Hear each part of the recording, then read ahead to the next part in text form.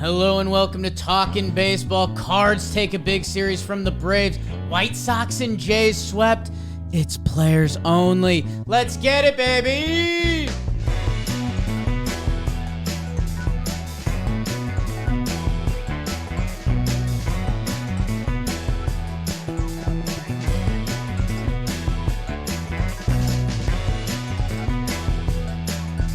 Woo! Hello.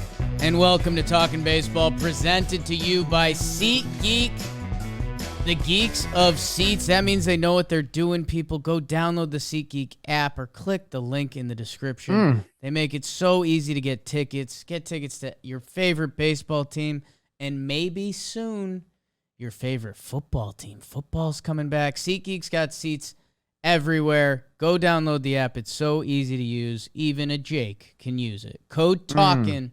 $20 off your first purchase. Trevor Plouffe coming live from the left coast. How are you doing, big dog? Beavers and Jacob, what's up, my guys? Always good to see you on a Monday morning here. You know Mondays are my favorite episode. I had quite the weekend, man. Saturday, had a big daddy-do list. I had to clean up the backyard. A lot of power washing and scrubbing, and as you know, we did some stuff in our backyard. So it was a mess. Yeah. But I got it all cleaned up. And then yesterday, man, Nameless Jeff birthday party. I told him I'd give him a shout out on the show today. I was like, you know what? You're hurting me. You're hurting me for tomorrow, Jeff, but I love you. So good night last night. Yeah. And I'm happy to be here with the boys. Talking shop, dude. Why do you look so good today? What's up? So a couple things. Hey, on Mondays, I've now gotten so dog days, man. So when Monday morning hits, I get a pretty big case of the Mondays. And when I try to put together an outfit, I just say, you know what? Screw it. I'm just going with my golf fit. I'm just throwing it on. So I think Mondays are going to become just like golf outfit Mondays. And that's fine. And you might hear a potential golf outfit sponsor later this episode. Rowback. I need to go golfing. Yeah, we need to go soon. What else was I going to say? Nameless Jeff kind of busting out a classic JM warehouse tactic, taking you out the night before a game. Yeah. To get you worn down a little bit. That's been one of the more strategic things we've seen in the JM warehouse. And by the way, our Floorball championship game is tonight, 6 p.m. on the JM warehouse channel. The Worm Burners are facing another team. I don't know if I should give it away because I know we told people that you and our teams played against each other last time. So one of those teams is in the final against the Worm Burners. Yes. So. Do you want me to tell them who won? Oh, I don't know. I mean, you don't have to. You know what, dude? I scored I sniped your ass, bro. You did snipe my ass. That pissed me off, man. Still does. I got humbled, okay? And I'm okay with getting humbled. That's what a truly confident person will tell you. It's okay to be humbled. I got humbled with the hockey stick in my hand. Yeah. I did. With the twig, though. Hey, man. Hey, you're talking one more thing. Talking one to the more two thing best before we move blitzball on. hitters ever. What's the best thing? Baseball's a humbling sport, they say. They do say that. But your haircut, that was for your game last night. Yeah, we did the How'd stream. it go? So me and Jimmy we're going to the same wedding next weekend, this upcoming weekend. Oh, so it's a wedding and work haircut. Yeah. I'm not necessarily a fresh cut guy. This is my example. I got the cut for the wedding. So I'd rather get my haircut like a week out, kind of let it settle in. Sure. Get used to it. I'm not a fresh cut, go to the club guy. But yeah, it would also help, we did one of our TV dual streams last night. Good people over there. Horrible game to do it on. But yeah, everyone gets a little freaked out when I tighten it up. I hope somebody links here down the comments right here. Links the episode of you getting diced up in spring training. A classic John Boy Media tale. That is a classic. Who else was in there? Sergio Romo. Just elite players only. Yeah. You know how it goes. I mean, a couple guys that are still tricking them every damn day. Trev, there is a lot of big baseball series. Cards, Braves. I think you're going to talk about that. Mookie Betts. Are we going power hitter from the leadoff position? You know we are. We're the future Brian of baseball. Dozier. Schwarbs. Mookie Betts. Yeah. Jock Jones. Jock Start Jones. off with some pop, why don't you? On those old Twins teams, I loved. Josh Donaldson sometimes, right? He did that. A couple times, yeah. First couple weeks of the year, they mixed that in. Some Bobby Rizzo. Abreu. Judge. Trev, you have the National League. The AL and the IL have a couple weird ones this week. The NL, a couple of the big boys rolled, so we're going to let our big boy roll. Trevor, let us know what happened in the National League. Well, my people were starting out in St. Louis, where the Cardinals took 2 of 3 from the Braves, and they earned this series win. The Braves won the first one 11-4. Cardinals come back the next 2 games. They went 6-5 and then 6-3. We had some walk-off walks. We had some go-ahead homers. Tyler O'Neill going dead central. You and Tyler O'Neill are basically twins. You both have a great swing, too. He's finding it. And the Cardinals take 2 of 3. We're going to get into this one pretty deep because this is a good series. Dodgers went down to Miami. You know I love Miami. I think there's like an F1 race coming next year. We'll talk about it. Dodgers win 2 of 3. Game 4, it's a wraparound series. 10-6 Dodgers in extras game 1. 2-1 Marlins when Sandy Day happened. And then 8-1 Dodgers in game 3. They win the Urias start. Some news, Tony Gonsolin supposed to pitch tonight on the IL. Mookie Betts is hot, though. Dodgers look good. They've taken 2 of 3. Rockies at Mets. Mets take care of business. They avoided the what is you doing, baby. They take 3 of 4. 3-1 Mets, 7-6 Mets, 3-0 Mets. They're going for the sweep. Then Herman Marquez battles against Scherzer, and the Rockies take that one 1-0. Definitely some good baseball here. Pete Alonso doing Pete Alonso things. Mets trying to stave off the Braves. They take 3 of 4. Moving on, the Phillies, they get Bryce back, and they host the Pirates. They take 2 of 3 from them. 7-4, 6-0 Phillies before the Pirates won the last game 5-0. Syndergaard gets hit around a little bit, but that doesn't matter. The main thing here is Gibby pitched well, and Bryce is back. And we're going to hear more about Bryce later on in the show, too. They take 2 of 3 from the Pirates. Cubs at Brewers. Ian Happ hitting homers every single freaking day. But the Brew Crew hang on. They take 2 of 3 here. The Cubs won the first one 4-3 and 10. And then the Brewers did it 7-0 game 2. And then 9-7 in the rubber match. They win 2 of 3.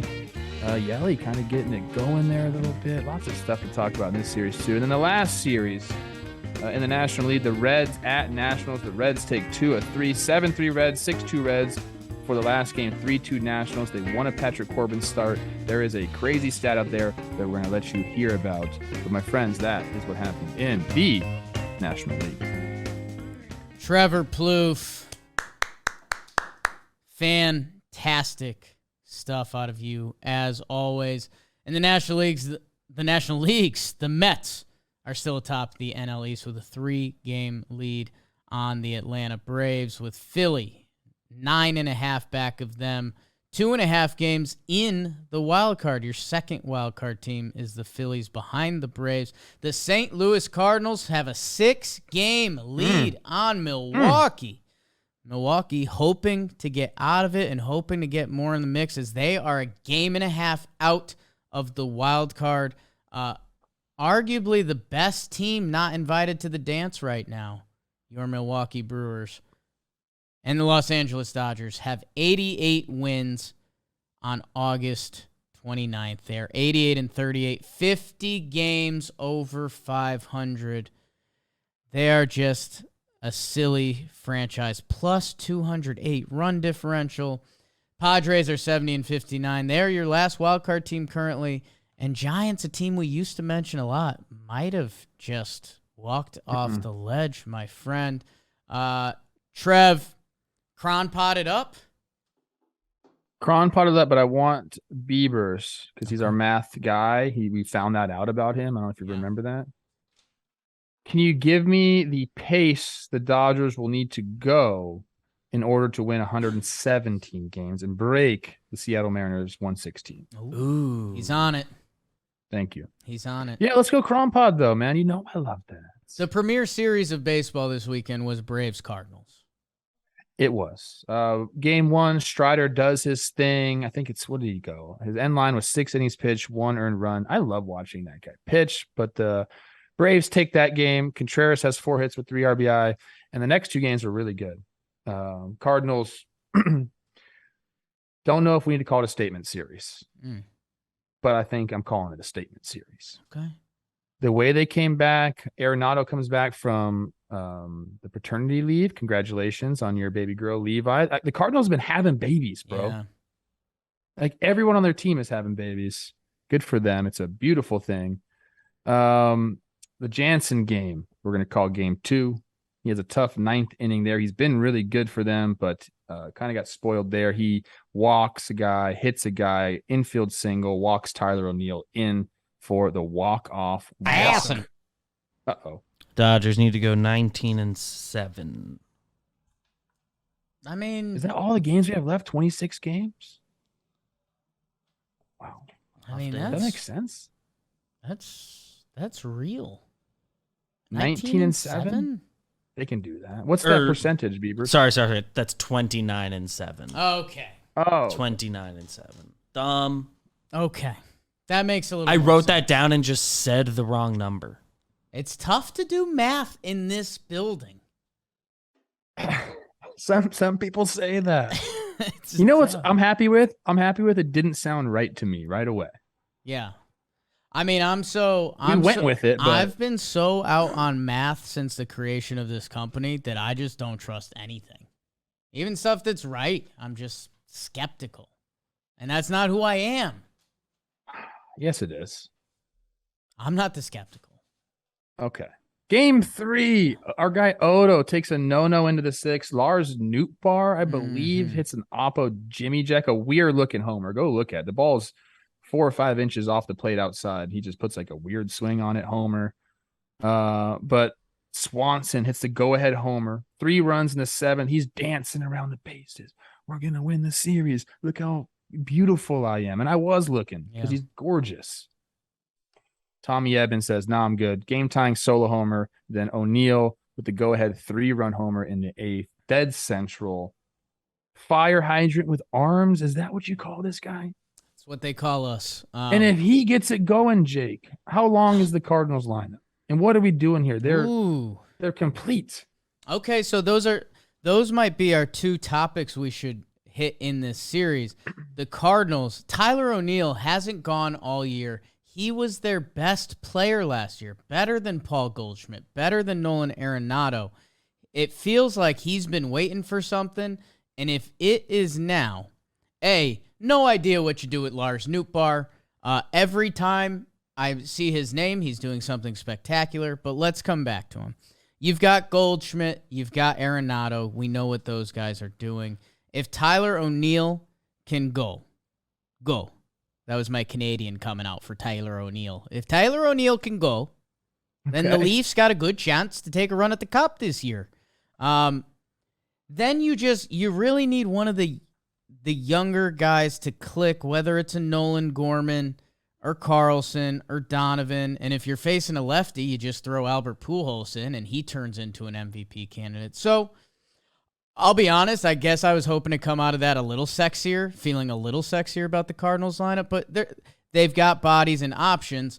And I think either way, that ties into the second thing that I think we need to talk about is the Braves bullpen, who, same situation. I mean, they've got options. I know Kenley can scare you, but come October, they're going to have dudes ready to go that I'm not worried about the Braves options at all.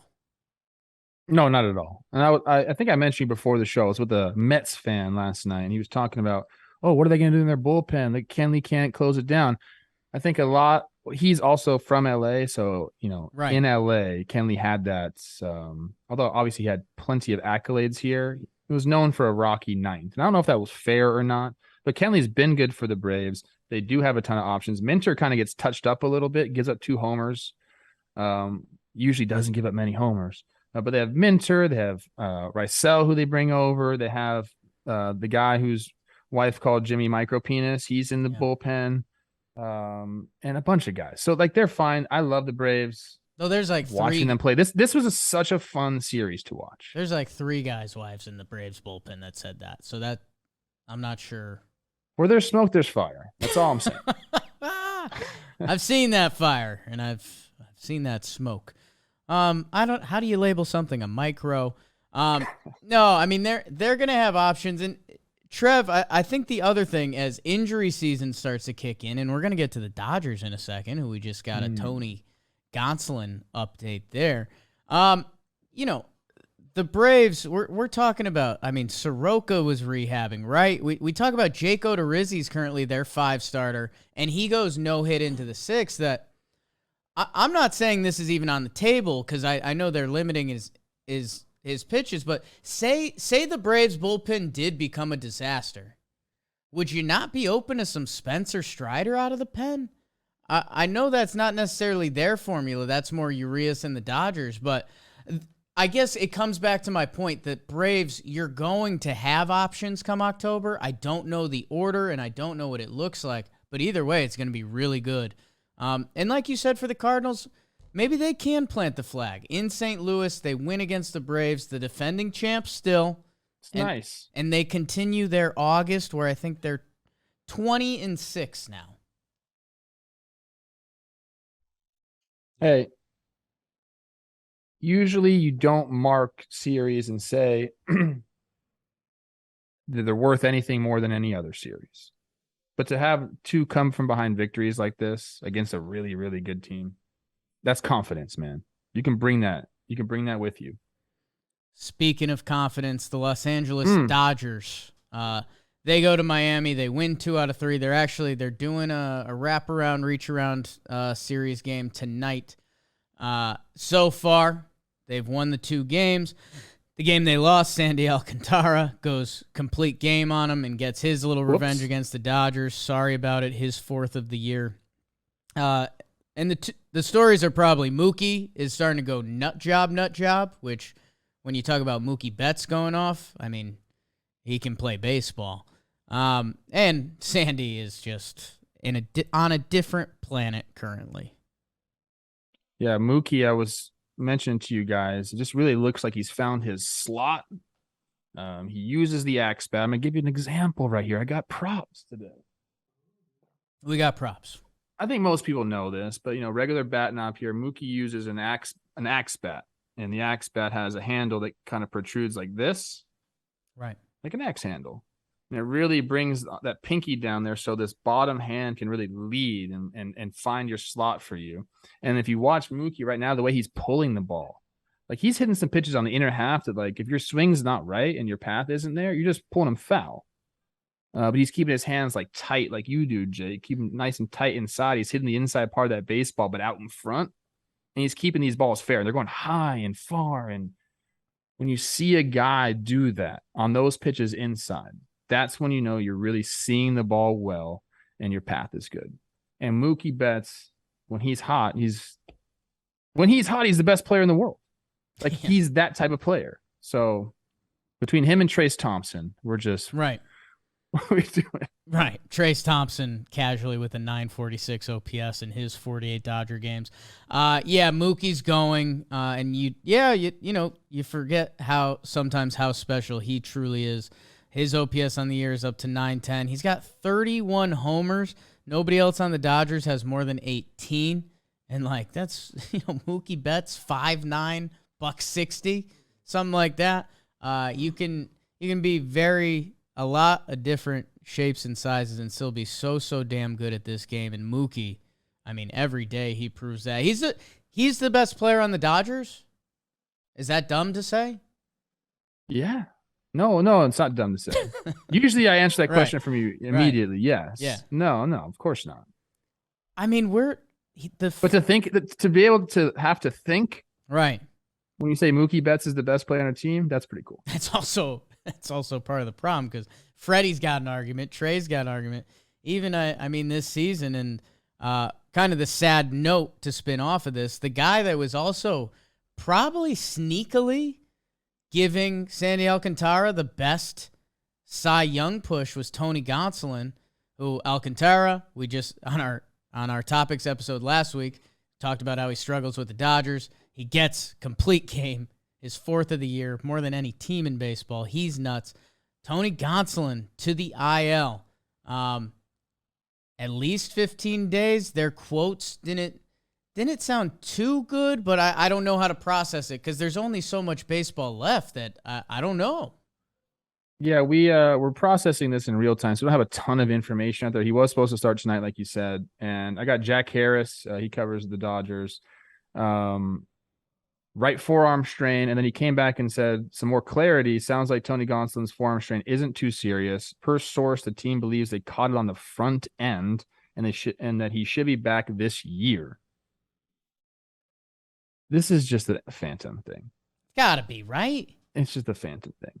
Because they were going to go to a 6-man rotation with Kershaw coming back. I guess now they can't do that, at least the next 2 times around. Maybe they call somebody up and still do it. I bet you they call somebody up and still do it. Here we are in September. This has got to be a rest thing. It's got to be, man. I'm praying that it is. Should I just DM Tony? Him and I talk on Instagram a little bit. That's true. You guys are tight. Me and him are also Instagram friends. Not a big deal. Yeah, I like what you're doing. You're putting all the pieces in the pot. Kershaw's coming back this week, or he's slated to return. Gonsolin has thrown more pitches than he has at the major league level. Like we talked about, this team, they've won the division in June. All the pieces for a phantom IL are there, so I guess we're just fingers crossed and hopeful that's what we're doing. Because, man, I know we've been silly and Catterday, and you're running with him to start the season. He's also having, 16-1. I know wins and losses are quote-unquote out the door, but they shouldn't be when you're 16-1.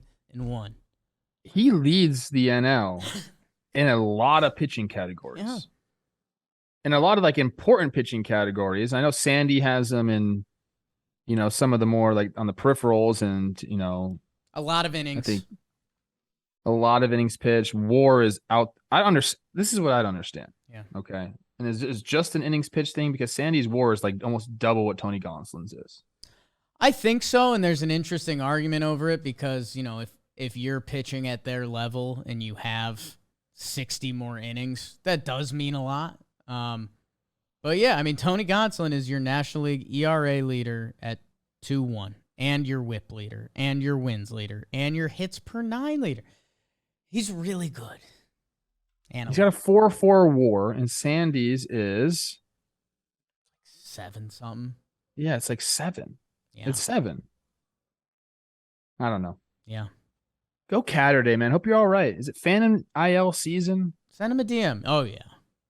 Phantom IL season. Hopefully. We almost went on the Phantom IL today. Yeah, we basically did. We said no, front office. Don't you talk to me like that. There's about 1,000 people that were live with us that know we're doing a second pass at this one right now. And those are the real ones.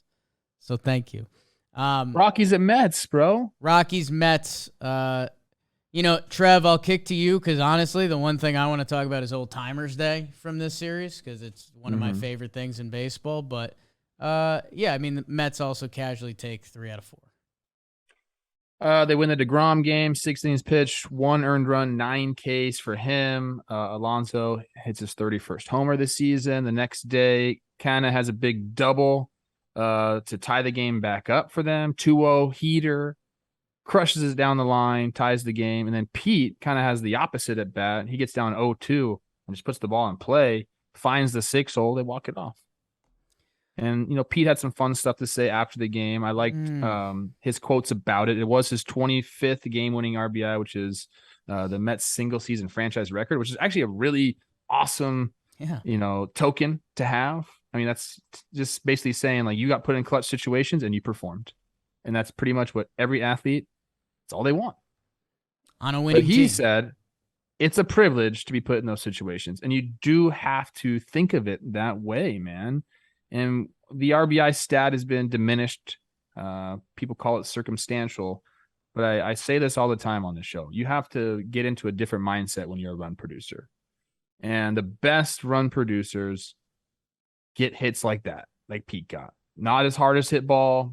He went on to say, all I do is try to hit the ball hard. but sometimes it's about grinding in a bat out, just putting some wood on it and letting it happen, letting baseball happen. But Pete he's rising for me, man. As one of my not my favorite player to watch, but he's rising the board a little bit for me. I love him. He's a really good hitter. He's a really good hitter that happens to be an amazing power hitter.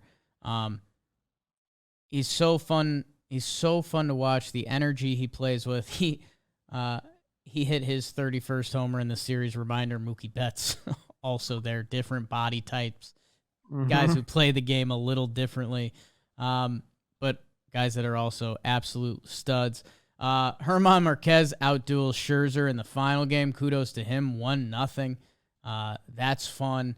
But the most fun thing that I think happened around baseball this weekend, the Mets did an Old Timers Day. And, you know, I'm a Yankees fan. They do Old Timers Day every year. I've enjoyed it. You know, I don't know from the outside looking in the optics of it. I don't know if people just look from the outside and are like, all right, get these old bags off the field, or if people think it's cool. The Mets did theirs. I thought it was awesome. You had guys, I think Daniel Murphy was the youngest at 37 getting in the mix, and I think they had someone there at least 79 or 80 years old.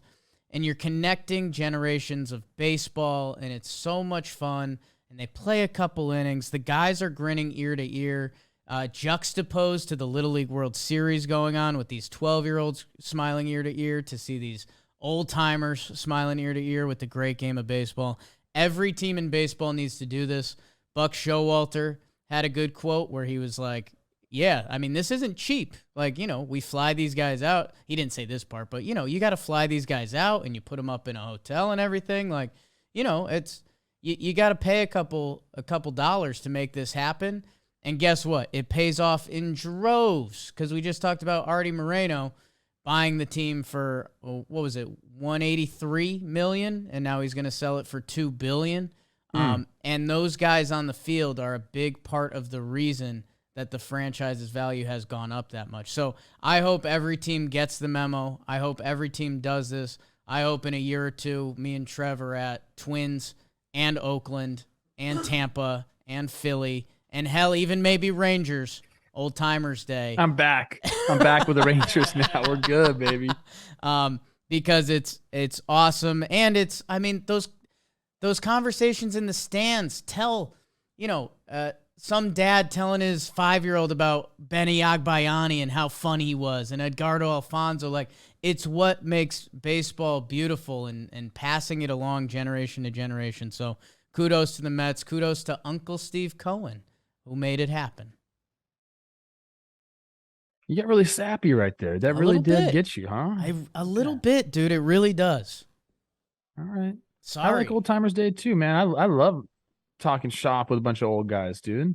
Yeah. The stuff they say when I sit down with like the Twins old timers and listen to them talk about hitting, it's crazy, man. The amount of knowledge, and like some of it doesn't translate into today's game, but that doesn't mean that it wasn't the way that it had to be back then. Like when I hear Tony Oliva tell me about how to place my feet in the box to try to go the opposite way or try to pull the ball, I'm like, I don't know if that works anymore. But then I questioned him one time about that. I was like, Tony, I can't do that. And he goes, why not? I was like, well, I don't think that's like my path wouldn't be right. If I'm trying to go that way, I don't need to put my feet there. My path just needs to go that way. And he goes, let me show you. And he just gets in the box and does it. Yeah. And he was probably, I don't know, 70 something at that time. It's really funny, man. But these guys have so much knowledge and love and advice. And I don't know if we're going to talk about this episode. It might be on the midweek episode. But a couple of Hall of Famers talking about Robbie Manfred, Rod Carew being one of them. Yeah. They got stuff they want to get off their chest. Yeah. Well, dude, and that's, you know, there was a guy in this game who pitched like twice, or like in 63 and 64 in 5 games for the Mets, but he was out there. He's 79, twirling the pill. And by the way, and this is the other part, they retired Willie Mays' number, which is really cool because, you know, you obviously don't associate Willie Mays with the Mets, but guess what? He wore that uni, and he's one of the like a top 5 guys to ever play this game. So you should honor that. Like I heard this story, and I don't know if this is true. I was with the Mets fan last night. He was talking to me about it. He said that the old owner, to get Willie to come play for the Mets, that was one of the things that she promised, was no one will wear 24 again. And then like it changed, and some people wore 24, but like this was like they finally like did it, and so no one will wear that again. But it was like a promise made to him to get him to come over there. Because he didn't play a long time with the Mets. He played, what, like 2 years? No, I mean, he like wrapped it up over there, which like at first I was kind of like, but then I was also like, no, Willie Mays played for your franchise. Honor that. Dude, I haven't been on Willie Mays' baseball reference page in quite some time. Oh my gosh, that's awesome. Not bad. Bartolo. How many times was he an all-star? Couple too. 24? Yeah. Yeah. 3 Mets. 156 career WAR? What are we doing here, people? Yeah, man. Built different, as the kids say. Willie Mays. Pedro is there. He's throwing the pill. You don't think of Pedro as the Met, but that's where even like me and BBD on Wake and Jake, we went through some of the newer teams. Like, dude, if the Rays put together an Old Timers Day, it'd be a blast. Bring out Fred McGriff, Wade Boggs, Randy My Wynn. friend. Are you kidding me? You and Wade Boggs are boys? Me and Fred. Oh, you and Fred, excuse me. We got to move on, guys. Yeah. Let's go. I got keep this excited. going. 3 Mets have worn 24 since Willie Mays, Robinson Cano, Ricky Henderson, and Kelvin Torvey. Oh. He's the one that I don't know. Not in your book. Let's see. Checking boxes to get to the last meet, I think. Nats and Reds, tough, really tough.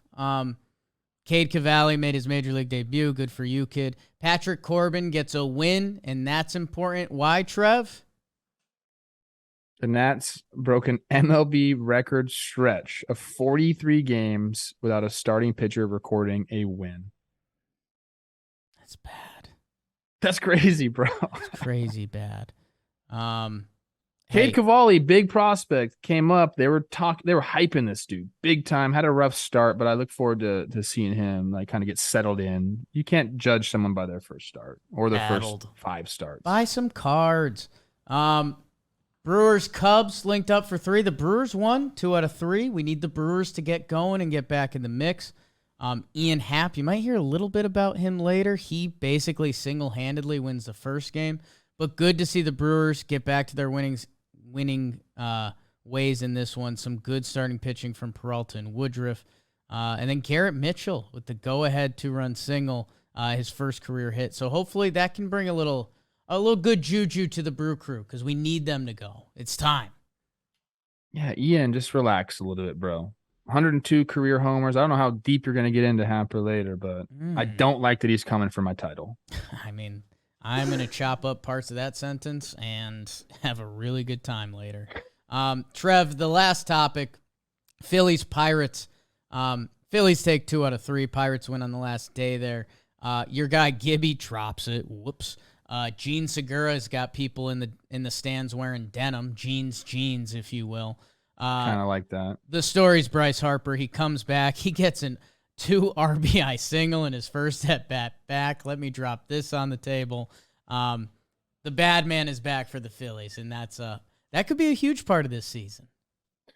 I like what he said, too. He's like, I'm just trying not to mess up what they got going on here.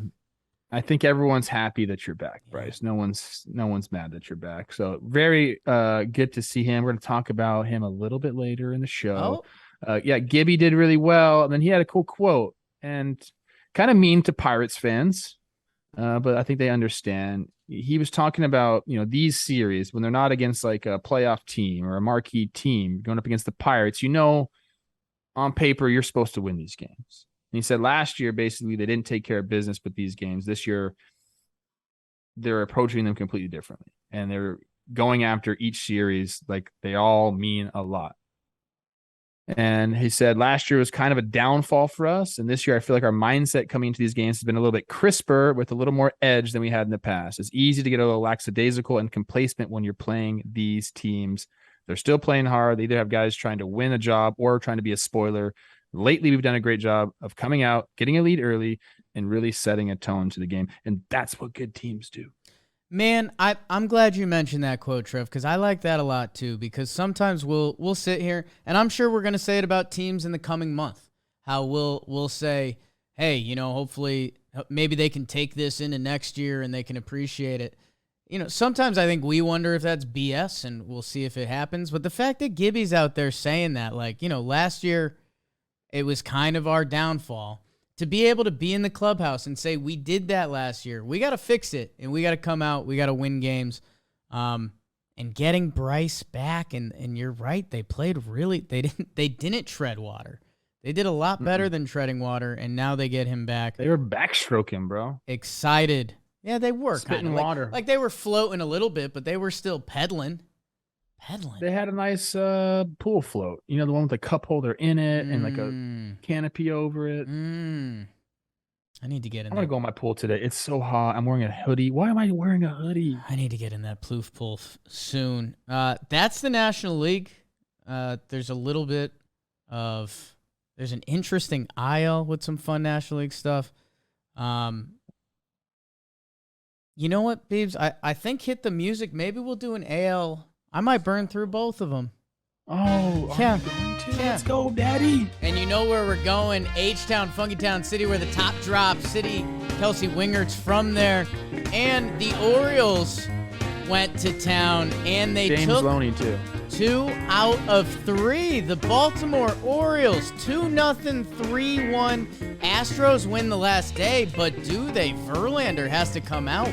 Little calf strain. They're getting the MRI on that today. Some really good pitching from the Orioles. Bradish, Kramer, and even Voth on the last game. Pretty incredible stuff. Alex Bregman, you remember that guy? The bad man is starting to go. His numbers are starting to get Looney Tunes. We'll dive more into that. The Seattle Mariners, they take 3 out of 4 from the Guardians. Big weekend in Seattle. Ichiro weekend, and they get 3 out of 4, including Robbie Ray shutting him out on that final game. Really good baseball. Close games in this series. 2 playoff teams.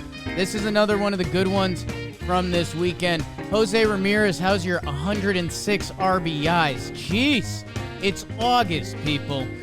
Yankees and A's, they split 4. Yankees win the first 2. They win 5 in a row. Their losing ways are over. Not so fast, my friend. They lose in extras, a game they only had 1 hit, and then they lose on getaway day. They split 4 with the A's. Ew. Judge, big. Red Sox, Rays. Red Sox win 2 out of 3. Dick Mountain with a massive pitching performance in the middle game here. JT Shags, how's your opener? Didn't matter. Red Sox won that game too. Rays took the final one on getaway day. They were excited about that. Speaking of not excited, the Blue Jays get swept at home to the Angels. Ohtani Day happens. Okay, that's fine, but you got shut out by Reed Detmers and blown out, and then they lose again on the final day. Blue Jays, we kind of been calling you out. We're waiting for it. It doesn't happen here. They get swept by the Halos. Trout and Ohtani each with 28 homers. Tigers and Rangers, sorry about it. Tigers take 2 out of 3.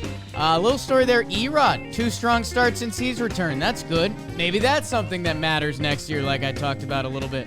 And then, doubling into the Interleague, the Twins sweep the Giants. How about it? Trevor Plouffe's Twins, they might have just buried the Giants, and the Twins kind of saved their season. They needed it, snapped their 6-game losing streak. Joe Ryan, hot, and had a really good outing. Another sweep that we need to talk about. The D-backs sweep the White Sox. Let me repeat. Jake Snakes sweep the White Sox. What are you doing in the South Side? Figure it out, man. We might announce them dead in a little bit. And the Royals and Padres teed off. Padres take 2 out of 3. The story from there is our guy still isn't right in the back end of the bullpen. Haters getting touched up even more. How? Padres win the series, but they've still got some stuff to figure out on their end. That was your AL and your IL all in one sitting. That's how Daddy does it. You're incredible. Mookie Betts. You're incredible. Willie Mays, Jake Storielli. In the American League, the New York Yankees. They still lead the AL East. They're 78-50. A 7.5 game lead, which sounds nice, but it's not as nice when you used to have a 15 game lead in the AL East. Toronto is a 1.5 games of the Rays. And the Baltimore Orioles, they're still sitting around there. You'll hear them in the wild card standings. The Cleveland Guardians have a 2-game lead on the Minnesota Twins, baby. How about it? Good for the Twinkies to be 2 games back. The Chicago White Sox, danger, danger. 5 games back of the division. Whoa. Houston, dominant, 82-47. Seattle, 70 wins. 70-58 in the American League wildcard. Right now, the Rays are a 1/2 game up on the Jays. A little bit of a tongue twister. Excuse me. The Rays are a 1/2 game up on Seattle. I didn't need the tongue twister. I just want to twist that tongue. Toronto is currently your final wildcard team, a 1.5 games up on the Baltimore Orioles. Minnesota 3 back, and I'm not even mentioning Don't say that. I'm not even mentioning the team from Chicago because they don't. They got deserve owned it. even on Twitter. Did you see what your snakes did on social media? Yeah, dude. Obviously. Thanks for having Took all us. the W's in Chicago. Now they're just the White Sox. Oh. When you're getting trolled by the D, I mean, look, we love D-backs and the social team that they have there. Yeah. Okay, but when you're getting trolled by them this late in the season, and them coming into your house and sweeping you to the point where, like, we're thinking about calling you dead. It's tough, man. And let's stay here, Trev, because it's driving me nuts. And I tried to get you to say it. You refused to say it. And because with baseball logic that we both have, you shouldn't really say it because there's still a crazy month, the craziest month of the year to come. I'll say it because I'm willing to be wrong at this point. They're dead. The White Sox have driven me officially insane. My D-backs, handle them. Take care of that work. It's light work for them. They're done, man. Their last game before this series was the dropped Adam Engel ball where they could have taken 2 out of 3 from the Orioles, a team they're fighting for the wild card with. Instead, they don't. They lost that series. They get swept at home to the D-backs. I don't know. I'm just over it. I know Jimmy's been waiting for this snap for a while from me. I'm over it. It's done. I hope the White Sox, and I still genuinely hope they prove me wrong because I love so many of the names on that roster, but they just don't deserve it anymore. I'm done on the White Sox. Even Cueto got hit. That's a bad sign for them. Oh, man. Yeah, I can't say it just yet because of, like you said, we got 5 weeks left in the season. There's nothing pointing to them turning things around. There's nothing like that whatsoever. In fact, Moncada is placed on the 10-day IL because he has a left hamstring strain. Eloy dealing with some right leg soreness. They just can't.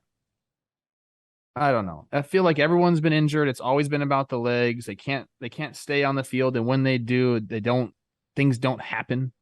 Tony La Russa, this is what he had to say, and I kind of agree with the first part, what he said. They've lost 9 of 11, right? Yep. I don't like frustration, discouragement. That's loser crap. You know what? I'm with you. Yeah. You got me so far. It just seeps energy out of your body. I just get angry and want to do something about it. What does that mean, though? So you don't like frustration, but you like anger, and you want to do something about it. Tony, what are we doing here, bro? What are we doing here? This whole thing's a mess. And I told you guys, my stance on managers has now changed. It's most managers don't mean anything. There's a few that can help you win games, and there's a few that are going to lose you games. And Tony La Russa is in that latter group. Whew. I mean, there's no argument against you.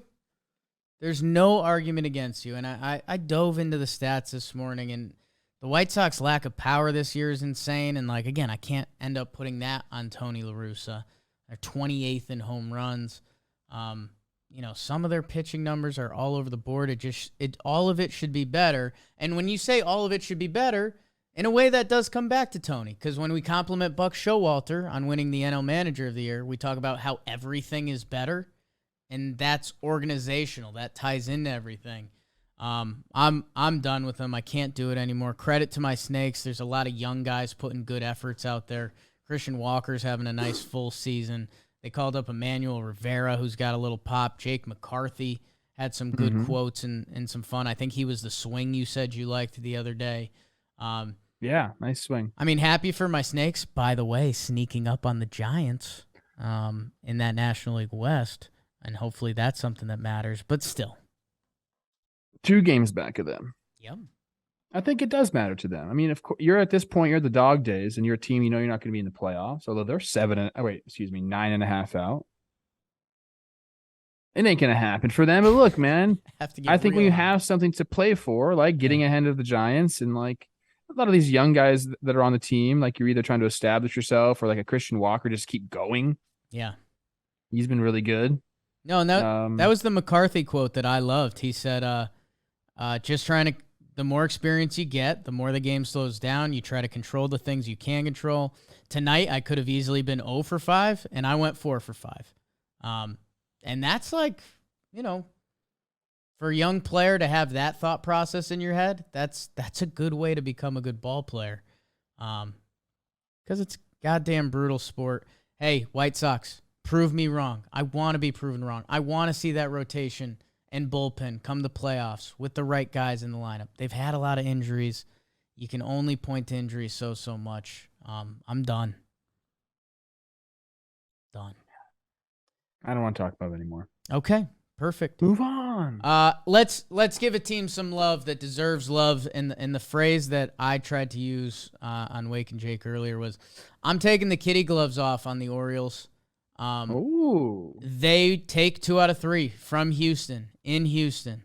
They get some real pitching performances. Bradish, man.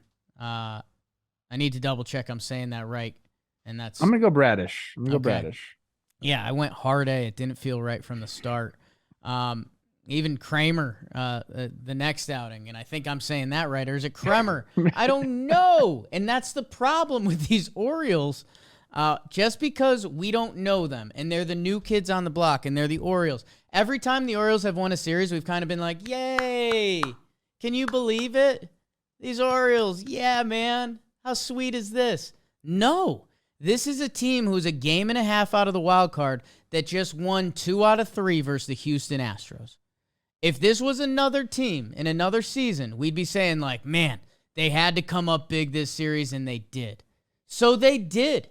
So the good news for the Orioles, the kitty gloves are off, and I'm giving you a ton of love right now. But for this final month of the season, the kitty gloves are going to be off. And I'm treating you guys like a real team because you deserve to be treated that way. So let's see what happens, man. Let's see what happens. What does that mean? It means I expect them to actually give Toronto a fight. Like you're saying before, this was just like flukish and we're waiting for them to fall off. Yes. And now you're like, actually, they're good. Yes. I think so. I think you're right. I mean, again, the first 2 pitchers that just shoved against Houston, I didn't know how to properly say their names. But man, they've shown for a while now that they are a real part of this mix. And we haven't gotten to Toronto yet, who they got swept by the Angels. So I'm going to hold those 2 teams to the same regards. And maybe that's unfair to the Orioles the rest of the way, but it also might be fair because they might catch them, man. Because that team plays with such good energy, and Toronto is in like almost the opposite boat as of right now. Rushman is up. He's a goddamn stud. I'm treating the Orioles. I'm done with the Mariners from last year's stuff. Like, you guys have had a great year. Cool. Like, no, let's go get it. 2 straight months of 640 ball 16-9 in July. They're 16-9 in August. They're for real right now. And like the way they approach these games in Houston, on Bradish goes 8 innings pitched. Then they have Perez and Tate to close it out. The next game, Kremer does his thing. I think Bautista came in for like a 4-out save. Like, they can shorten games. And they got guys that can drive the ball a little bit. They're going to have to play their best baseball, Jake. Right. And that is where I get a little bit scared talking about the Orioles getting into the playoffs. Like, they've been playing their best baseball, and they got to continue that for another 5 weeks. And I think that's going to be the storyline. Like, they can't trip up at all.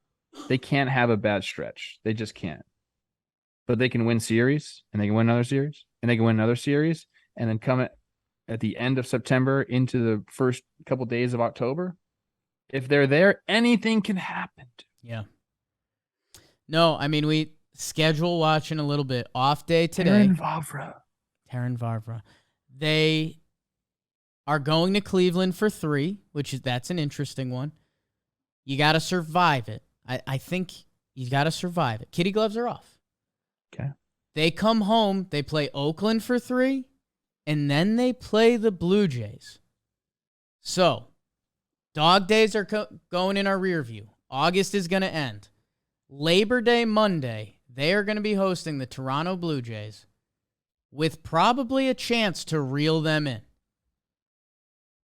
Let's go O's, babe. Chaos. Love it.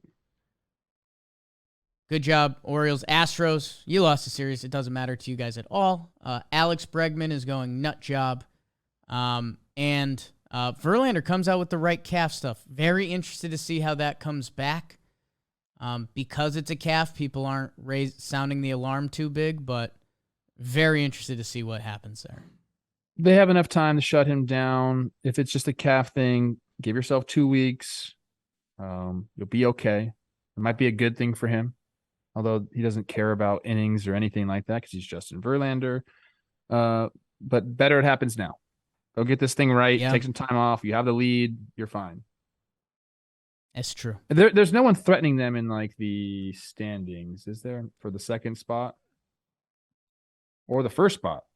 They have the best record in the American League. They're by far. Yeah, they're about 4 games up on the Yanks. So if then nobody even close to him after that. So they're going to get the bye. Yeah. So go ahead and rest Justin, JV. I don't think I've never hung out with him. Yeah. Have you? Was it? No. I sat next to Keuchel at that restaurant. He knows Verlander. So in a way, yes. I hung out with Ben Verlander. Nice guy, I've heard. Nice guy. Haven't met him. Mariners, Guardians. Yeah. 2 playoff teams here. Maybe not a lot of people's picks to win this year's World Series necessarily. Mariners take 3 out of 4 from home. Ichiro weekend. Trev, I don't know if you saw the Ichiro girl stuff. That was pretty awesome. I have such a soft spot in my heart for Ichiro that anytime he's doing stuff, it's badass. But also some really good baseball here. And I've been laughing at this Tito Francona quote talking about Munoz out of the Seattle pen. I saw 102, then a slider. That was pretty filthy stuff. I don't think you have to be in the game 40 years to know that that's pretty special. So some analytics from Tito coming in there on Andres Munoz. He threw, I just watched it right there. Kind of big motion coming at you. He's got the velocity, like Tito's saying, that he threw a nasty one to Ramirez there. 91 mile an hour slider, down and in, as good as you can place it. And again, just kind of like a lot coming at you, man. Yeah. And that thing just went, see you later.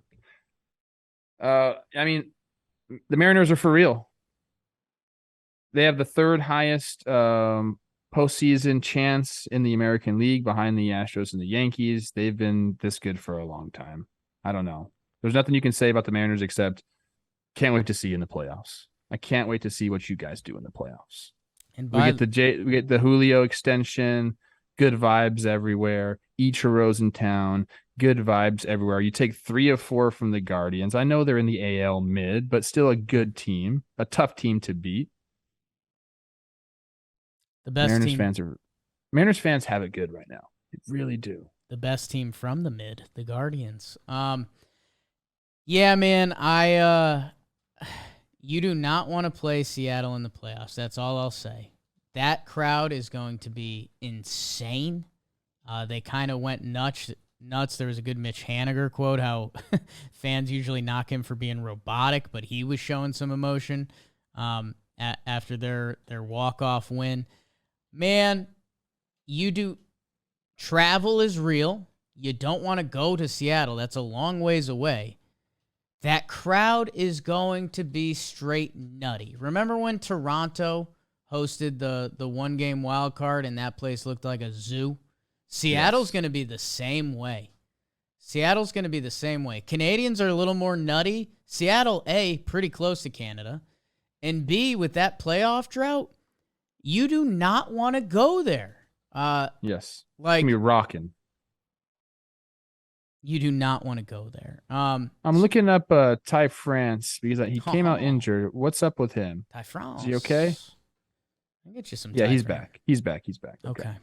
Whew. Yeah. I mean, that's the Ichiro stuff was awesome. Ichiro girl, if you guys have no idea, look it up.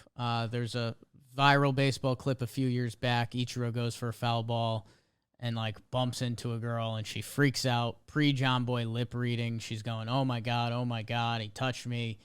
Ichiro, oh my God. She threw out the first pitch one day and it was really cool. The Mariners handled it really well. So, hey, shout out to the Mets for Old Timers Day. Shout out to the Mariners. You love the Old Timers Day. Shout out to the Mariners. Jeez, we know, Jake. Ichiro weekend.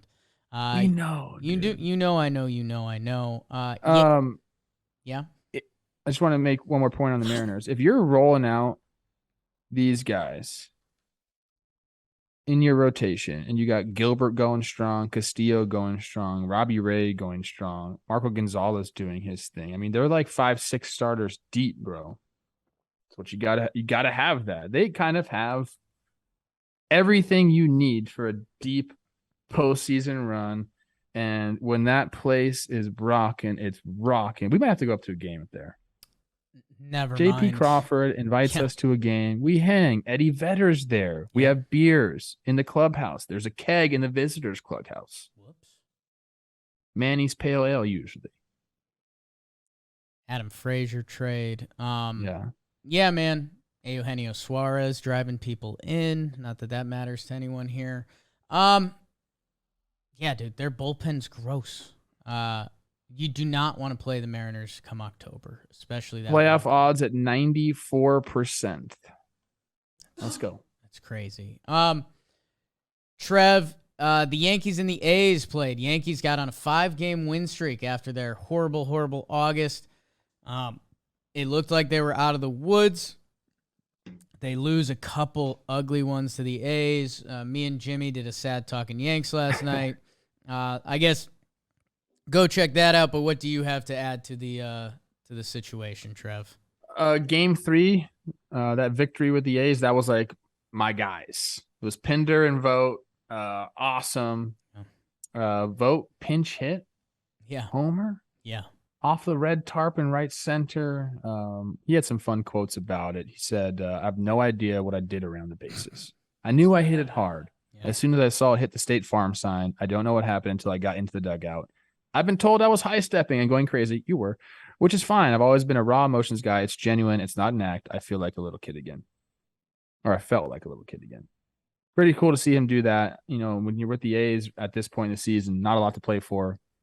Just the boys in the clubhouse. And Voter's the one guy that'll get you all fired up. And, you know, you got to find some motivation at this point in the year if you're one of these teams. And something like that could really get the clubhouse going again.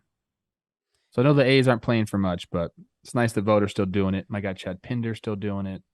Chad Pinder made some plays out there that were nuts. He made some plays. Vogt, yeah, man, he had a quote that I loved as someone who's who tries to be a goofy cat myself.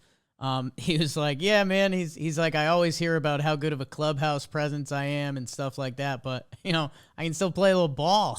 And he's still doing it. Yeah, I cannot man. believe it, He's man. 37 years old. His 6th homer on the year. Good for him, man. Banging around with the A's boys and all those kids. And hey, a couple of those A's, man, on those final 2 days, especially the pitchers, had really good outings. Aller, he deserves some love. And yeah, the Yanks, man, every time it seems like they might be kicking into gear, they just hasn't been there yet. Clay Holmes comes back tonight. Hopefully that's big for them, but we will see in Yankees land. I see something on your tongue there. Well, because, there was just a weird report about Chapman and a tattoo. What's that about? God. We don't have to get into it. I don't really want to. Your guess is as good as mine, man. Don't put any spray on it, like any topical spray. Run that by your doctor. Just want to let you guys know that. I was going to get inked up, and now I'm hesitant because I don't want to be. Well, not during the season. I don't want to go on the IL. Not during the season. So we'll see what goes on there. We're all over the place. Where on the sheet are we going next? Because we did not go Cron Pod. So I jumped back up to Cron Pod because I knew you'd be freaked out, but I wanted to bury the White Sox first. We're at Red Sox-Rays. Sox take 2 out of 3. Dick Mountain with a huge outing, and the Red Sox really needed it to help reset their pen a little bit. Red Sox win a series. I mean, they've kind of been dead, so I don't know what you do with it. Like the quotes from the Rays from this series were, like that final game they won, Kevin Cash was like, we really wanted to win this one. Your guy Glass now got a mini payday along the way. So I don't know, whatever you want from this series. I don't want much from this series. I'm happy for Glass now. Red Sox, man, I don't know. I still don't know what to think about them. It's been a tough year. And you know what? It's funny is after we had that conversation, Jake, that you said the Red Sox stink.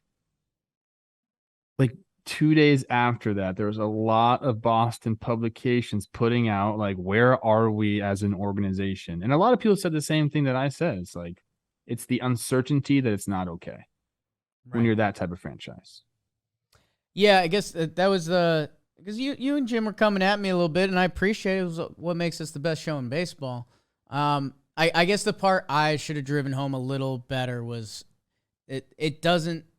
their winning doesn't necessarily excuse these years as much. And what is the direction and what does next year? And we'll see. We'll see what happens. But yeah, another article came out today that was like, we think Heim's job is good, but we're not sure. So I don't know. Isaac Paredes is your next Tampa Bay Ray that you don't know about, that has more home runs than anyone on the White Sox this year in 81 games. And they saved from the Tigers' scrap heap to now turn into a Rays player with almost an 800 OPS. I want to say, let me just look up something real quick. Sure.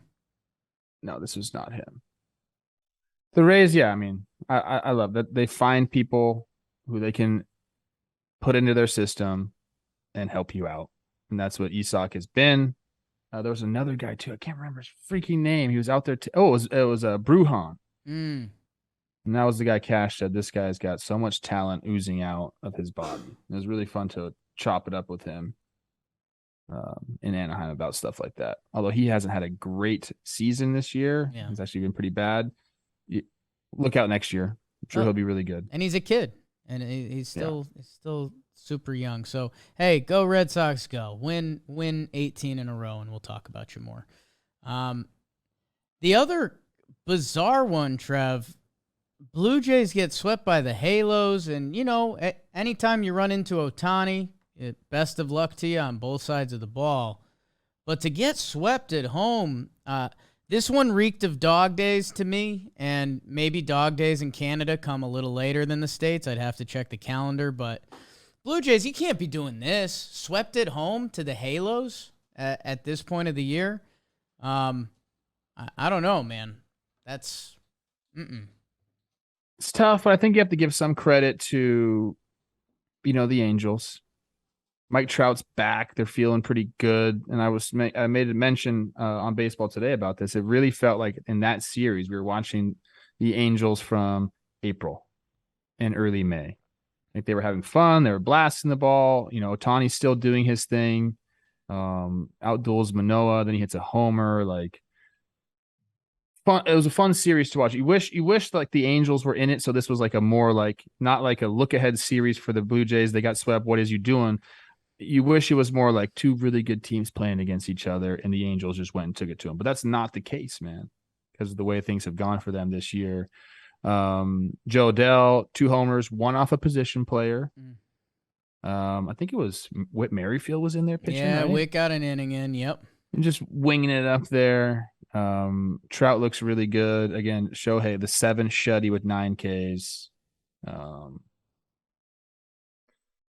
I think this is a series, just wipe your hands if you're the Blue Jays and walk on. Because they had won 7 of 8 before coming into this series. So they were kind of rolling. Got beat by a team. Maybe just had a good series. How about that? That's the way you got to look at it, at least. Right. How can you not? But yeah, man, that's I don't know. It goes in. So it's different scales, right? So when we kind of skimmed over the Red Sox, well, the Red Sox are a game behind the White Sox. So if I'm going to bury and thrash the White Sox, the Red Sox are still behind them. The Baltimore Orioles are a game and a half back of Toronto, man. Like, that's real. That's real. They're going to be playing a series in a week that's going to matter in Baltimore. And the other thing is, in the spin positive for Blue Jay fans, you had a good first month. You've been 500 pretty much the rest of the way. If you have a good September, everything goes away, and people will be scared of you come the playoff time. Everything I said about Seattle, people will say about you. But we're getting close to go time. It's August 29th. It's time to go, Blue Jays. Been playing some sloppy D, it sounds like. Cut that one for you. They've committed an error in 10 straight games. There was a Bo Bichette grounder they threw to Vladdy. Vladdy just zooed it, just missed it. So that doesn't help the cause out at all. Got to clean that up when you get into the playoffs. And let's not forget, Blue Jays fired their manager. And all the Blue Jays players were kind of like, yeah, probably what we needed. Well, go play and win. How about that? They won 7 out of 8 before this. If they won 2 out of 3 here, 2 more games on the Yanks, it'd be 5 games of the Yanks with 5 weeks left. It's a completely different story, man. They just kind of ran into a buzzsaw, I think. It's baseball. Buzzsaw being the Angels. I don't. But sometimes they can be that, people. Yeah, it's true. I think there's one series to touch on and then one topic in a series. Trev, your Twins sweep. They were in a little bit of a funk, 6-game loser. They sweep the Giants, which I think buries the Giants, which that's insane in of itself. Joe Ryan, 6 shut piece. Rocco with some silly quotes. And the Twinkies, 2 games back of the Guardians, trying to get that AL mid back. Yeah, starting pitching showed up this series for them, and I think it is time. I think we can call the Giants out of it. Yeah. I did not have them in the playoffs early in the year when I made my predictions. Things just haven't gotten going for them. Their run differential has dipped into the negative. It sits at -2 right now. That's not what you want for a 107 win team last year. But you have to give credit to the Twins for doing it, staying in this race, doing it without Byron Buxton, who they desperately need in that lineup. Because that was the thing, is early on in the season, we're like, how is this pitching going to be pieced together? Obviously, when got Molly, he has to go on the IL. But the starters have actually been pretty good. And the pitching staff has been pretty good. And the offense just hasn't really showed up. But they get the sweep here. A couple big games, 9 runs in the first game, 8 runs in the last game. Twins are right there, man. Excited for them. Excited for some big Twins-Guardians games. Down the stretch, not mentioning the White Sox. And then Padres-Royals. Padres win 2 out of 3. They've been looking for some series wins. They get that here on the road. It's the Royals, whatever.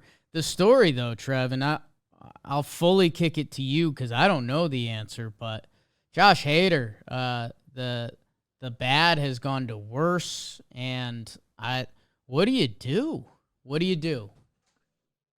I think it's time to have a serious discussion with him about, first of all, like, go get an MRI. And if they haven't done that already, go do that. See if anything's structurally wrong. And if nothing's structurally wrong, then we're talking about like a mechanical issue, a mental issue. And it's just like not the place to have him work through it in the big leagues. Yeah. So it's phantom season, baby. Like if we phantom Hader and say, hey, and you have to be very specific with him about this. We're going to phantom you. You're going to go 2 weeks down in AAA. And you'll be able to work on things without having that like stress on you of a big league baseball game. Go down there and just work. If you're only going to throw your heater today, fine. No one cares. You can't do that in a big league game. Right. Can't do that. So I think they have to weigh the possibility of a bunch of different things. They could shut him down if something's structurally wrong. If nothing's structurally wrong, then you have to do something, man. I talked about it on this show that like, they're saying his arm angle is a little too high right now, so he's not getting that deception anymore. So if it's just that, but maybe the arm angle is high because something else is hurting and he's overcompensating, whatever it is. And they've only had him for a little bit, so they don't have like massive amounts of data on him like the Brewers did. They got to figure some stuff out. Yeah. And the Brewers, on the other hand, like we crushed them for this move. Because we basically said you didn't do anything. You got rid of your guy.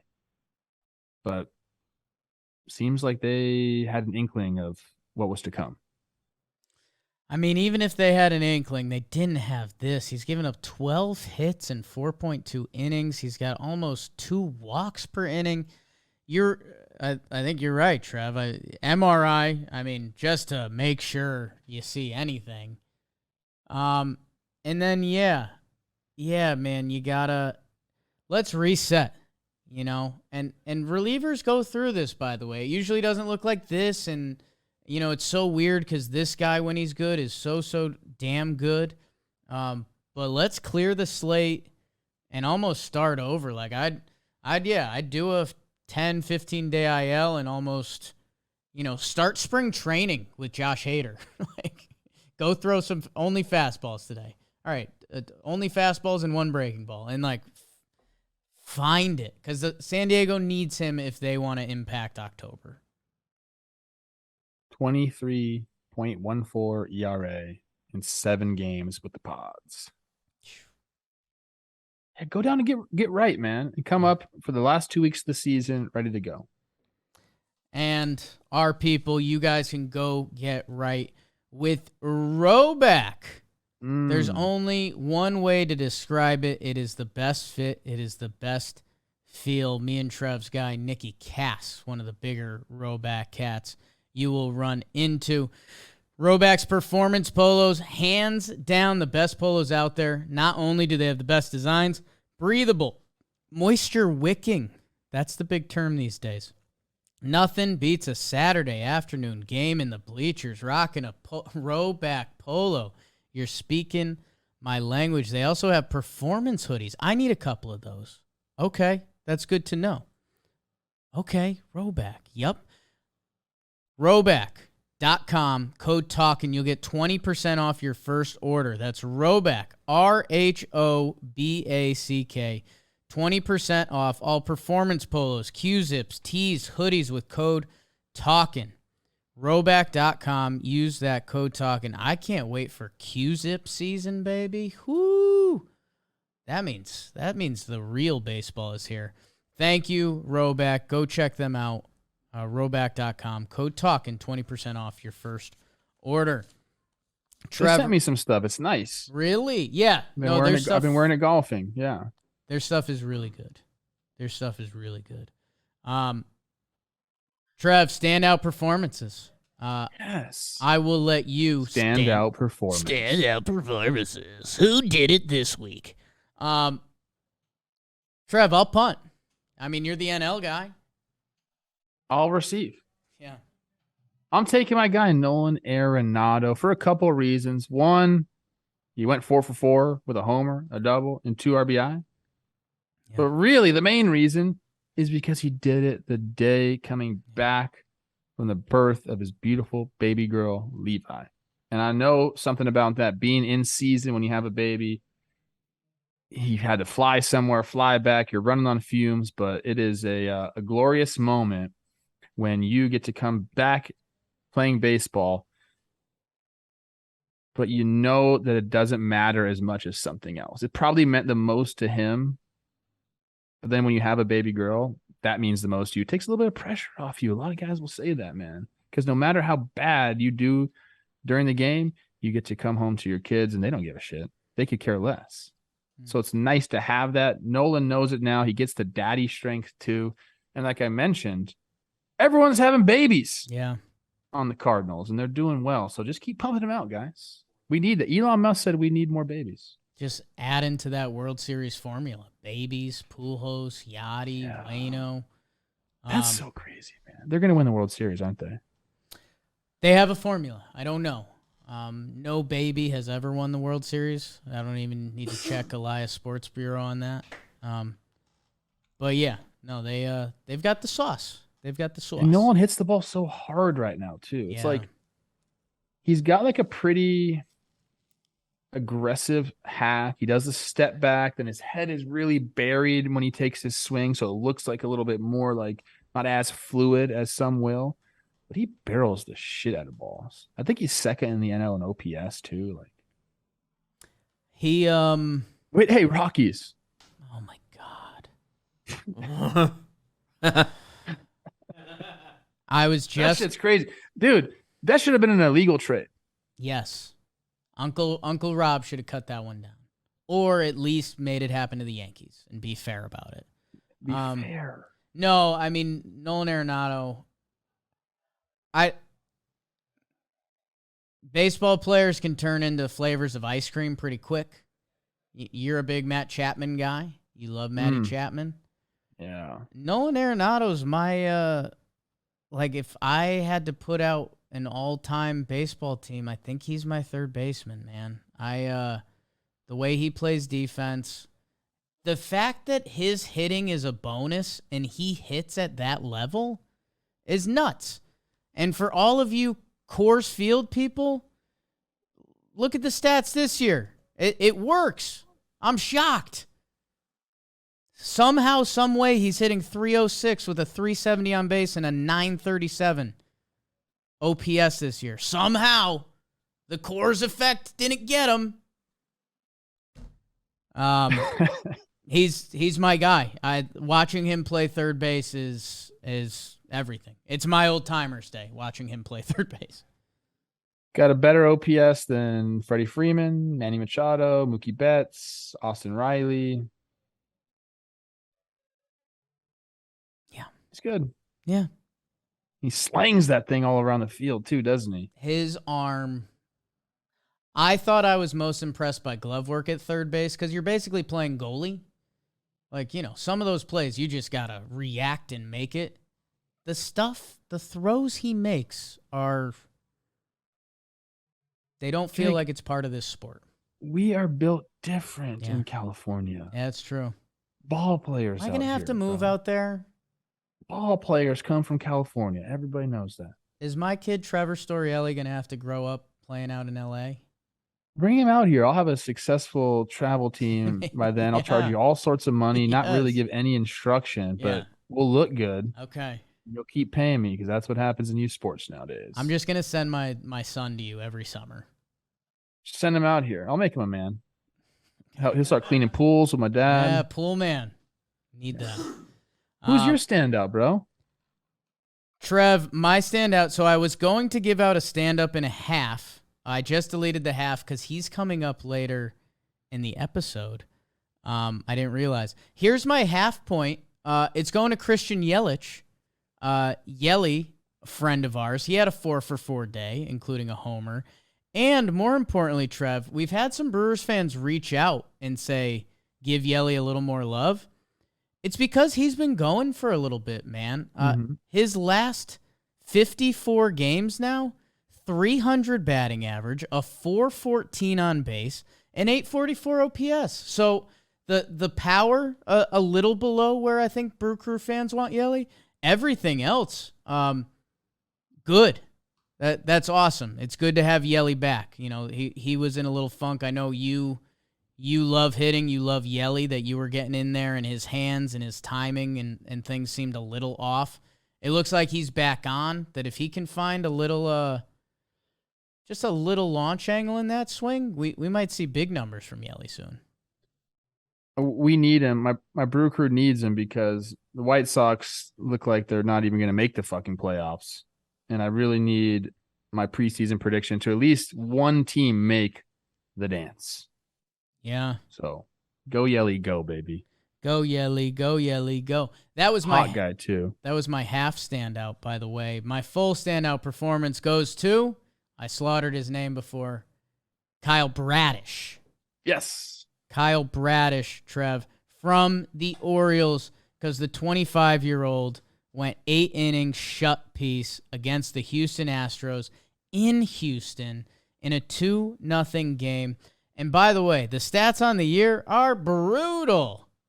5.63 ERA, that's after this start. But guess what? His last 6 starts, 33.2 innings pitched, a 3.21 ERA. So maybe he's turned the corner a little bit. It looked like he got sent down.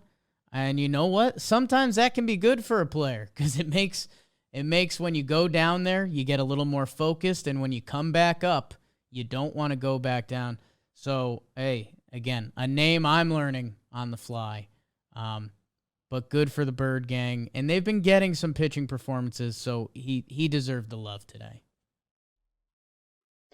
To be able to do that, I know they used a lot of their bullpen in the previous series. So, like, kind of a tall task to ask your guy that I think had like a 6 ERA to go in there and shut the Astros down so you could save your pen, but he did it. Yeah, forever. Good job. Forever. Good standouts. Trev, let's move on to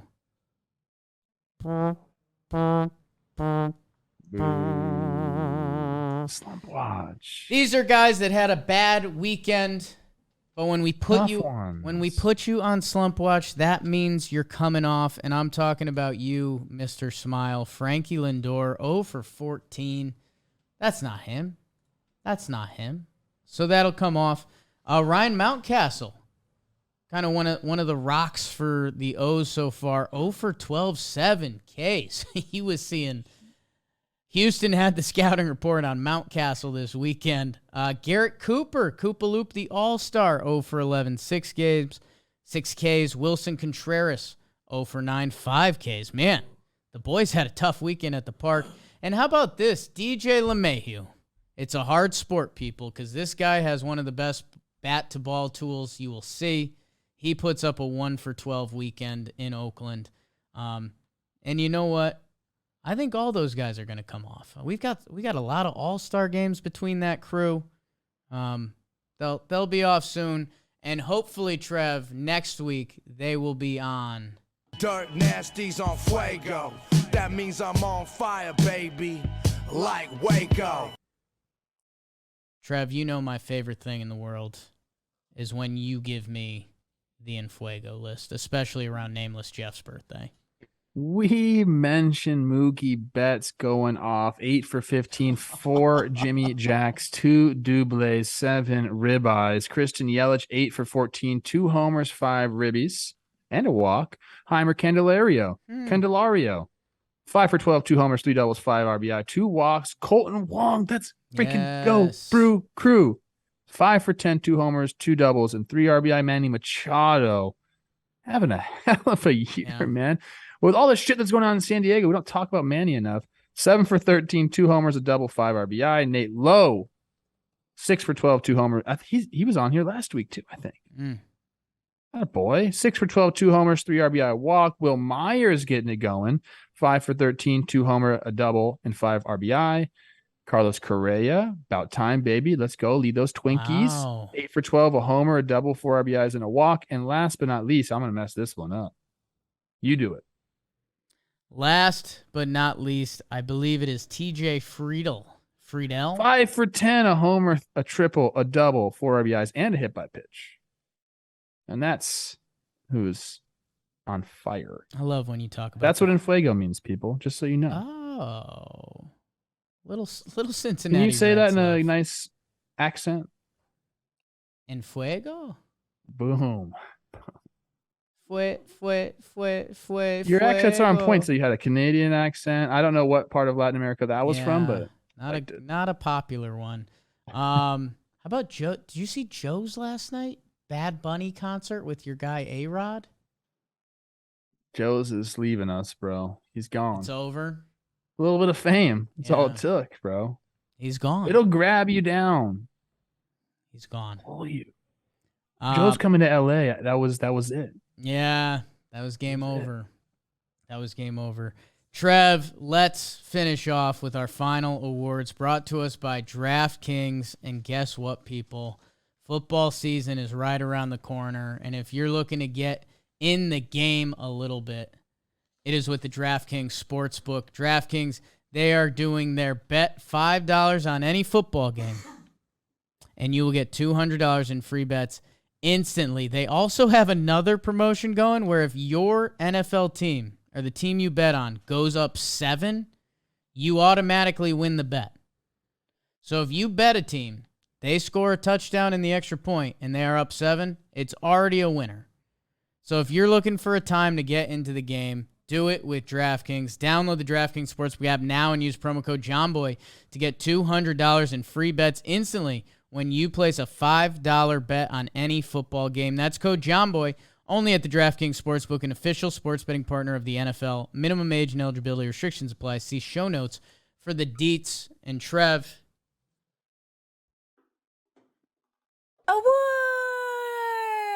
Awards! Yeah. Don't even need this. Don't even need it. No. I think I'm starting out here, right? You sure are. All right. My award is called the Take Me to Dinner, You Stud. Yeah. That's what Olivia tells me all the time. I take her out to dinner. That's what you're supposed to do.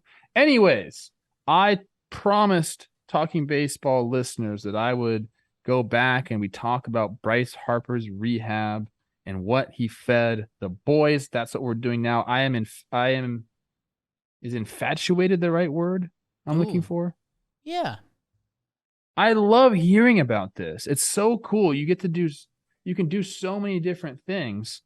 I'm always curious what these guys who are making like $500 million end up doing for the spread, because for people that don't know, you rehab with a minor league team, you got to buy spread, either pregame, postgame. It's nice to do both. And you better make it good because people remember this. You're not getting Applebee's steaks. No offense, Applebee's.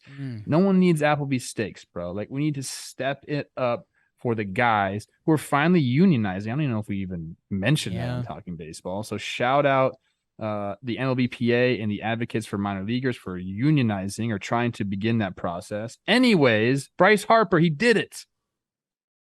Pre-game mission barbecue. Got all the boys fed. That was on Friday. And then he said, you know what? I'm going to do it again. I'm back to back. Drake had a song called that. He used to be my neighbor. Not anymore. He left. Yeah. Some people bought his houses. He had 3 of them in here. Anyways, Saturday night, not only did he get steak, he got it from Prime Steakhouse in Bethlehem, a great spot, and he fed both teams. You don't get steak dinners in the minor leagues, even in AAA. That don't happen. So Bryce got off of his wallet and did the damn thing. I'm very proud of him, and I can't wait to talk about the next big leaguer who goes down, and I want to see what he does too. So shout out Bryce Harper. So and again, sometimes not being show hurts me, players only. Buying it for both teams is so badass. Yes. I mean, playing. Because he hurt them. He ruined dreams. Right. Getting dinner for the opposing team. I mean, that's some I'm going to take you out for dinner and then I'm going to knock the ball around on you. Which is kind of awesome. Credit to Bryce. It goes so far with those guys. And by the way, barbecue, great play for that situation. Great play. I mean, you can just get the trays of barbecue. You get some of the mac and cheese, some of the other fixins. probably not the craziest price tag, and the boys are happy. Stakes, that's Bryce showing, like, if I want to rack up a tab, I will, and I can. That's awesome. Well, good job. I'm going to pose this question to you because I've done PF Chang's. People seem to like that. Yeah. I would always ask people, what do you guys want? What do you want? So I'm going to ask you. You're in Scranton. You're in AAA with the Yankees. Yeah. Rehabbing. What do you do for the boys? I would. So, am I down there for one game? Am I a starting pitcher? Or You're there for a series. if I'm there for a You got to series, provide for one night, one good spread. well, that's so okay. So I definitely do. I do what Bryce kind of did. I would do like a barbecue night, and like I said, you get the trays. It's easy, load up, boys. Not breaking the bank.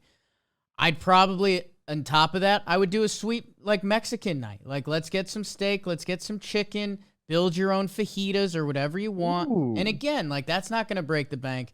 And then for the final night, the money night, you go steaks. You go steaks for the boys, and you say, enjoy this, fellas. I'm never coming back here.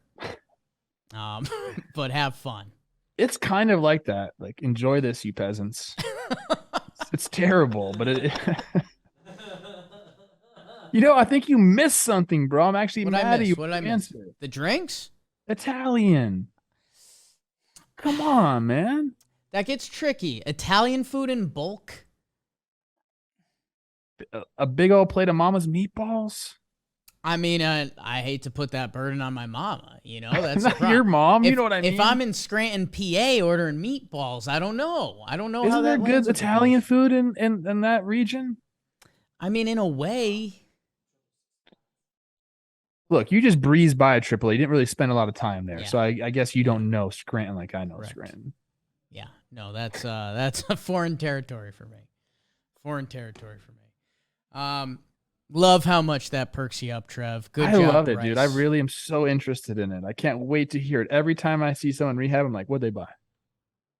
And you know me, I'd find, Mexican night. Would the boys get a couple marks? Yeah. Come on. What kind of tequila you buying? Don't cheap out on that. My mom really likes the George That'd be Clooney 42. one. What's that? And there are some parts across this great states where people know me as Poppy Patron. So, yeah, couple Vegas nights. Trev, my award is the Oregon Trail Award. Okay. I think I feel like you've given an Oregon Trail I feel award like before. I have too, which is funny because of You all like that all game. the games, I wasn't super attached to Oregon Trail. It's just the game that everyone knows because it was in your school and you dicked around and played with it a little bit. And Trev, when you're on the Oregon Trail, it used to always be funny. You float the river, someone would die from like chicken pox, and you're like, what game is this? Am I learning? Why is this in every school across America? Trev, one of the things that you can die from is being snake bitten. Oh. And my D-backs killed the Chicago White Sox this weekend. And man, we used to be a little over the top about my D-backs connection. I've cooled it a little bit. I think I'm going to pick it up now because I think they're going to catch the Giants. The boys are having fun. And I think they just ended the Chicago White Sox season. And there's a couple guys you need to know. Christian Walker has 30 homers. Trev, how hard is it to hit 30 homers in the show? It's hard, man. I shouted him out earlier. He's having a hell of a year. And he's got a month of ball left. Ketel Marte's numbers are starting to get to a respectable place for him. Josh Rojas having a nice year, hitting 280. And they're starting to call up more kids. They just called up, what's his name? Corbin Carroll, number 3 prospect in baseball. So he's going to get a month of run. So like we were saying before, Trev, Jake McCarthy putting together good at-bats. Hopefully the rest of this year can matter for the D-backs next year. They're getting some young guys playing time. That young core, the future of the Snakes, is starting to come together a little more now. A lot of young guys getting playing time. And by the way, something I talked about at the start of the year that we've gone away from a little bit. Remember the Snakes got a new pitching coach, that old bird from Houston? They've had a couple guys. Zach Gallen, 24 starts, a 2.66 ERA this year. He's back. Merrill Kelly, 26 starts, a 2.97 ERA this year. So wanted to give my Snakes a little bit of love. It's been a minute. They take down the White Sox. And, you know, we joke about the Snakes a lot. If they have a nice little final month here, you know, again, what does it mean? We'll find out. But I think they've played a little over their skis this year, and I think they're going to finish even a little better than that. So go Snakes, go. They killed the Chicago White Sox. Yeah. You know, I'm not ready to say that. Yeah. I'm so hesitant now with the Mariners, what they did to me. It was I'm going to spin it on the Mariners. What they did to me was disgusting. Yeah. Playing dead like that, I thought they were actually dead. Yeah. It's not fair to me that they tricked me like that. They've embarrassed me. Yeah. And honestly, it might take legal action. I don't know. Yeah, I would. I'm not ready to call the White Sox dead, but the Snakes playing good ball. I like Christian Walker had some good quotes on Emmanuel Rivera, who came over from the Royals, who's absolutely been raking 960 OPS with the Snakes. Big boy. And he's slugging. So, you know, the Snakes, did they ever really go into a rebuild? Remember we were talking about like No. Where are they at? We never really understood. Hopefully things are turning around. I like the Brent Strom note there too. Good job, Jake. Always. All right, Beebs, I think we've got a best friend of the week. We do have ourselves a best friend of the week, and it is Ian Happ. 4 for 12, 2 homers, a double, 4 ribeyes. He ties Rhys Hoskins for the most best friend awards among all hitters. He's 4th of the year. Makes sense. He's a good friend. Yeah, so he was going to be my half standout because he basically won a game on his own. He hit two-run homers to score the 4 runs to beat the Brew Crew.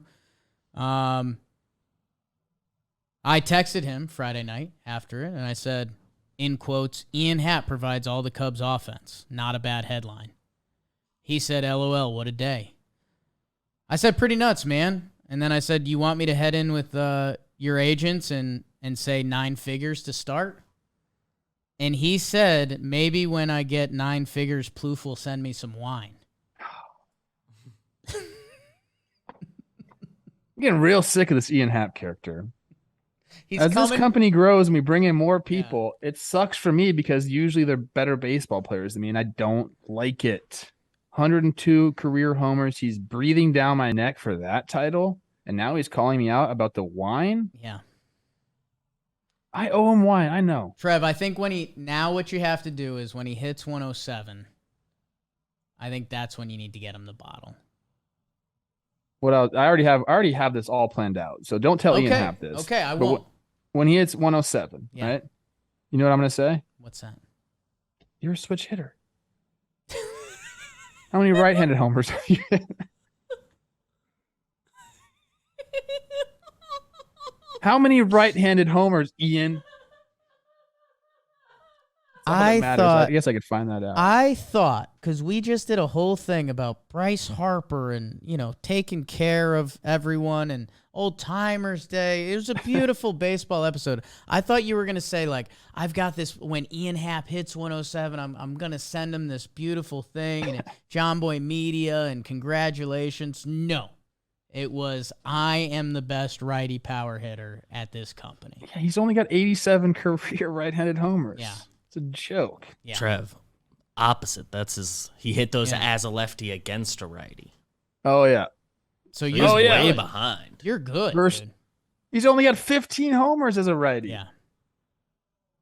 He can't touch. I love Ian, man. He's kind of like my new Jeter. Like, everyone loves him so much. Like, I have to, like, be the other guy a little bit.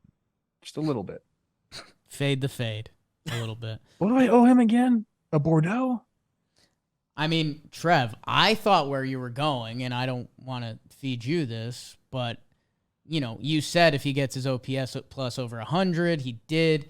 You should get him like a $107 bottle of wine. Yeah. For his 107th home run and the OPS thing.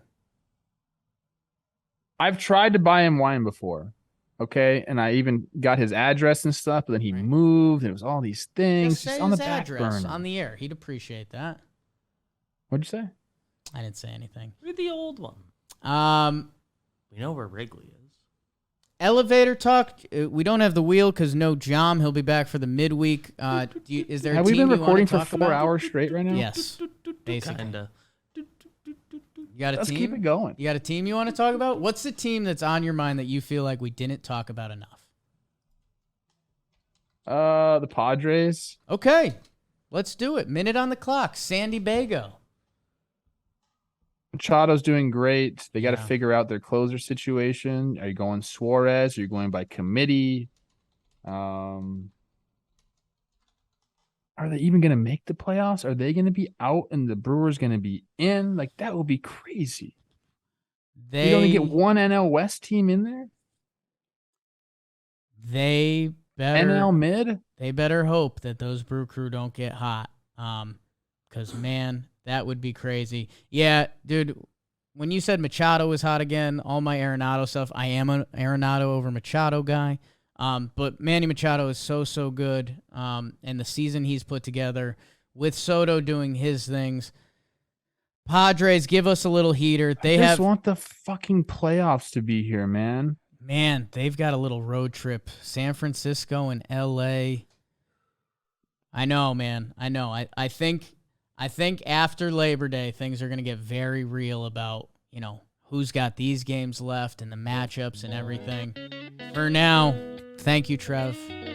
Beautiful man. For anyone that stayed with us in the technical difficulty times, we love you. Jake sucks. I suck. Oh, we missed it? Jake sucks. Got it. There it is. Now I can hear it. That's called grinding, boys. Grinding. Grinding. I'm still smiling.